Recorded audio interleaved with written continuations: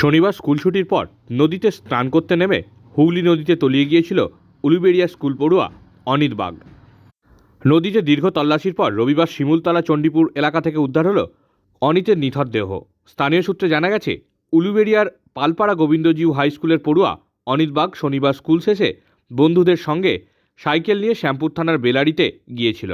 বেলারি রামকৃষ্ণ আশ্রমের কাছে নদীতে স্নানে নামে অনিত। সেখানেই তলিয়ে যায় সে। তারপর তার বন্ধুদের চেঁচামেচিতে ছুটে আসেন স্থানীয় মানুষজন, আসে পুলিশ ও প্রশাসনের আধিকারিকরা। নিখোঁজ ছাত্রের খোঁজে নদীতে ডুবুরি নামিয়ে শুরু হয় তল্লাশি।